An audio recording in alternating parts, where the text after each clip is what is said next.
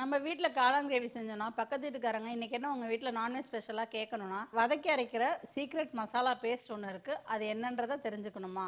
இனிமேல் உங்களுக்கு கவலையே வேணாம். வீடியோவ கொஞ்சம் கூட ஸ்கிப் பண்ணாம ஃபுல்லா பார்த்தீங்கன்னா, நீங்களும் சப்பாத்தி, தோசை, பரோட்டா எல்லாத்துக்கும் காம்பினேஷனான காளான் கிரேவி, பக்கா நான்வெஜ் டேஸ்ட்ல காளான் கிரேவி நீங்களே வீட்ல செய்யலாம். காளான் கிரேவி செய்யறதுக்கு தேவையான பொருட்கள்: காளான் 350 கிராம், தக்காளி மீடியம் சைஸ் 4 நறுக்கியது, பெரிய வெங்காயம் பொடுசா நறுக்கியது 2, சோம்பு 1 டீஸ்பூன், சின்ன வெங்காயம் 150 கிராம், சீரகம் 1 டீஸ்பூன், மிளகு 1 டீஸ்பூன், தனி மிளகாய்த்தூள் 2 டீஸ்பூன், குழம்பு மிளகாய்த்தூள் 3 டீஸ்பூன், மஞ்சள் தூள் அரை டீஸ்பூன், இஞ்சி பூண்டு பேஸ்ட் 1 டீஸ்பூன், பட்டை சிறிதளவு, ஏலக்காய் 2, கிராம்பு 3, அன்னாசிப்பூ 2, கசகசா அரை டீஸ்பூன், எண்ணெய் 100 ml, உப்பு தேவையான அளவு. இப்போ நம்ம காளான் கிரேவிக்கு தேவையான பொருட்கள் பார்த்துட்டோம். காளான் கிரேவி எப்படி செய்யலான்றதை பார்த்துடலாம். இப்போ ஃபர்ஸ்ட் அந்த கிரேவி செய்யறதுக்கு ஒரு பேஸ்ட் மாதிரி ரெடி பண்றதுக்கு சில ஐட்டம்ஸை நம்ம வதக்கி பேஸ்டாட்ட அரைச்சிக்கலாம். அது என்னன்றதை பார்த்துடலாம். இப்போ நம்ம அடுப்பு ஆன் பண்ணி கடாய் வச்சுட்டோம். சட்டி நல்லா காஞ்சிருச்சு. நம்ம ஒரு 2 டேபிள் ஸ்பூன் எண்ணெய் ஊற்றிக்கலாம். இப்போ நமக்கு எண்ணெய் நல்லா காஞ்சிருச்சு. நம்ம எடுத்து வச்சிருக்க 1 டீஸ்பூன் சோம்பு போட்டுக்கலாம். அடுத்தது எடுத்து வச்சிருக்க 1 டீஸ்பூன் ஜீரகம், அடுத்தது 1 டீஸ்பூன் மிளகு, அடுத்தது 150 கிராம் வெங்காயம் எடுத்து வச்சிருக்கதை இதில் போட்டுடலாம். நம்ம ஏன் சின்ன வெங்காயம் போடுறோம்னா, நம்ம கிரேவிக்கு வந்து சின்ன வெங்காயம் தான் அந்த கிரேவி கன்சிஸ்டன்சியும் டேஸ்ட்டும் நமக்கு நல்லா எடுத்து கொடுக்கும். அதனால நம்ம சின்ன வெங்காயம் போட்டிருக்கோம். இது நல்லா ஒரு கண்ணாடி பதம் வர அளவுக்கு வதக்கிக்கலாம். அடுத்தது நம்ம ஒரு அரை டீஸ்பூன் கசகசா இதில் போட்டுடலாம்.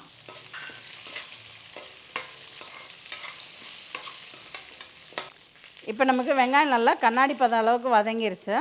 நம்ம 4 தக்காளி வதக்கி வச்சுருக்கோம். அதில் பாதி தக்காளி இதில் போட்டுடலாம்.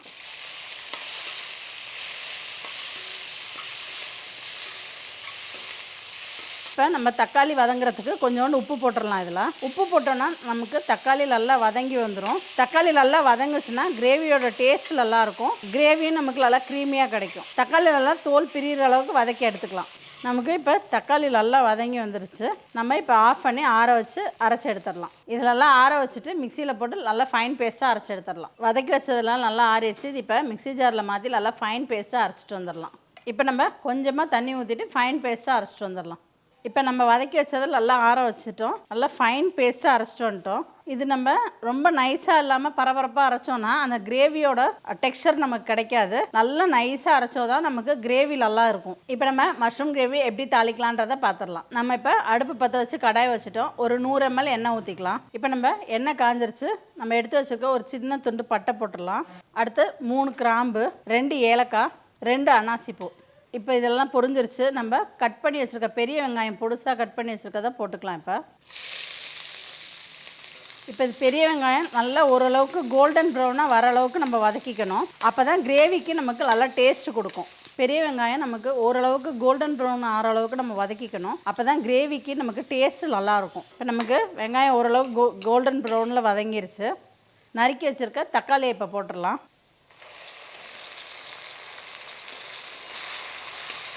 நம்ம முதல்ல கிரேவிக்கு அரைக்கிறதுக்கு ஒரு பாதி தக்காளி போட்டிருக்கோம். மிச்ச தக்காளியை வதக்கிறப்ப போட்டுக்கிறோம்.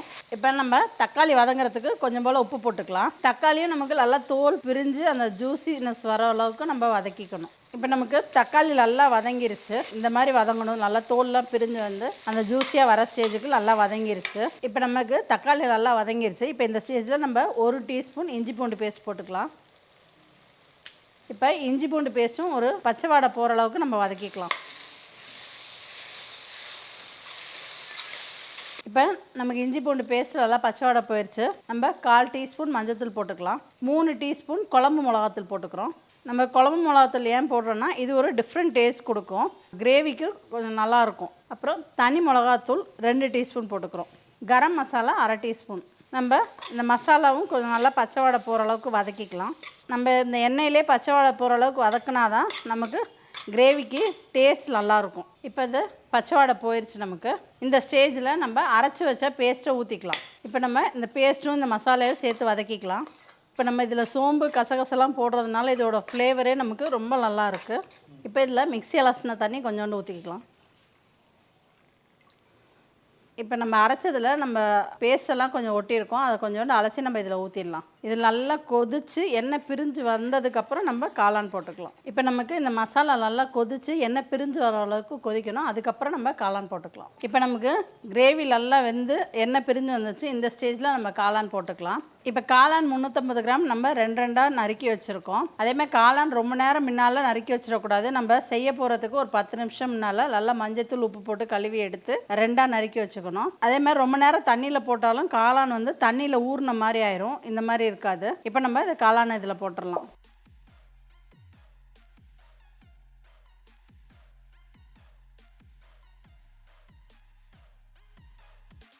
நம்ம காளானை நல்லா பரட்டி விட்டுக்கலாம்.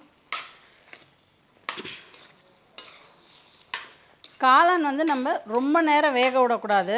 நம்ம இதில் தண்ணி ஊற்ற வேண்டியதில்லை. காளான் வேகிறதுக்கு அந்த காளானில் இருக்க தண்ணியே போதுமானதாக இருக்கும். இப்போ நம்ம இதில் போட்டுட்டு அந்த தண்ணி வெளியில் வந்து சுருங்குற வரைக்கும் இருந்தால் போதும். ஒரு 10 நிமிஷம் குறைஞ்சபட்சம். அதேமாதிரி நம்ம ரொம்ப நேரம் வேக வச்சாலும் அது ரப்பர் மாதிரி ஆயிரும். அந்த சாஃப்ட்னஸ் இருக்காது. இப்போ அந்த தண்ணி வெளியில் வந்து காளான் சுருங்குச்சுன்னா அந்த மசாலா சேர்ந்து நமக்கு நல்லாயிருக்கும். இப்போ நமக்கு காளான் நல்லா வெந்துட்டு இப்போ நல்லா எண்ணெய் பிரிஞ்சு வந்துருச்சு பாருங்கள். இந்த ஸ்டேஜில் நம்ம அடுப்பு ஆஃப் பண்ணிடலாம். கொத்தமல்லி போட்டுடலாம் மேலே.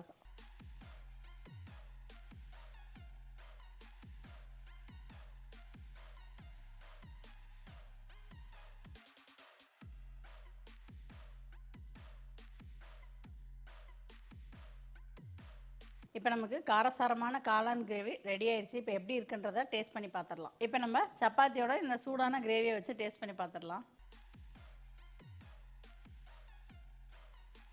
இப்போ இந்த சப்பாத்திக்கும் இந்த கிரேவிக்கும் ரொம்ப காம்பினேஷனாக அருமையாக இருக்குது. நம்ம நான்வெஜ் சாப்பிடாதவங்கலாம் இதை சாப்பிட்டாங்கன்னா அவ்வளோ விரும்பி சாப்பிடுவாங்க. அந்த அரைச்ச மசாலா, சோம்பு, சீரகம், மிளகு இதோட ஃப்ளேவர்லாம் நமக்கு ரொம்ப நல்லா அல்டிமேட்டாக இருக்குது. இந்த மாதிரி காளான் கிரேவி நீங்கள் வீட்டில் செஞ்சிங்கன்னா நீங்கள் ஞாயிற்றுக்கிழமை அதுமா மட்டன், சிக்கன் எதுவுமே எடுக்க வேண்டாம். பக்கத்து வீட்டுக்காரங்களாம் உங்கள் வீட்டில் நான்வெஜ்ஜான்னு கேட்குற அளவுக்கு அல்டிமேட்டாக இருக்கும். இதே மாதிரி நீங்கள் வீட்டில் செஞ்சு பார்த்துட்டு கமெண்ட் பாக்ஸில் கமெண்ட் பண்ணுங்கள். Abirami from Abi's Chettinad snacks. நாங்கள் வீட்டு முறைப்படி செட்டிநாடு பலகாரம் எல்லாம் செஞ்சு கொடுத்துட்ருக்கோம். முறுக்கு, சீடை, அதிரசம் எல்லாமே ப்ரீ ஆர்டர் பேசிஸில். உங்கள் வீட்டு விசேஷங்களுக்கு எங்களை தொடர்பு கொள்ள வேண்டிய எண் 8248632821. நன்றி, வணக்கம்.